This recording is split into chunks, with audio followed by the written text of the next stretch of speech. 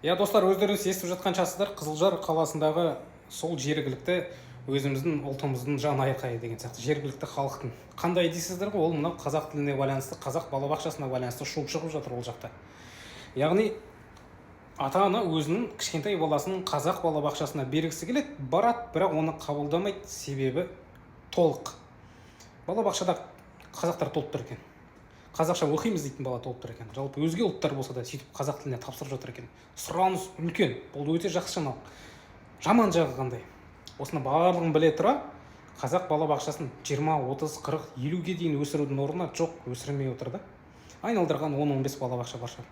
Осы Қызылжар қаласы бойынша. Жалпы солтүстікте аз ғой. Осыны бұл сұрақты шешу керек деп ойлаймын, және әкімдік мүмкін жұмыс жасап та жатқан шығар, бірақ халыққа түсіндіру керек қой, мысалы үшін. Өйткені ата-аналар осыдан кейін өздерінің балаларын қазақ балабақшасына жаза алмағаннан кейін амалсыз барады да орыс тіліне береді ана баласын. Яғни орыс балабақшасына береді. Амалсыз, түсінесіздер ме? Мәжбүрлі түрде, амалсыз деген сияқты ғой былайша айтқанда. Сондықтан бұл біздің ұлттық рухани құндылыққа, тілімізге бір кері әсерін тигізіп жатқан сияқты негізі. Біз әуре болып жүрміз жаңағыдай оңтүстікті ойлап, оңтүстікте орыс мектептерін ашу керек деп, бірақ өз жыртығымызды жамамай жатырмыз да осы орайда. Не дейсіздер? Жазып кетіңіздер. Рахмет.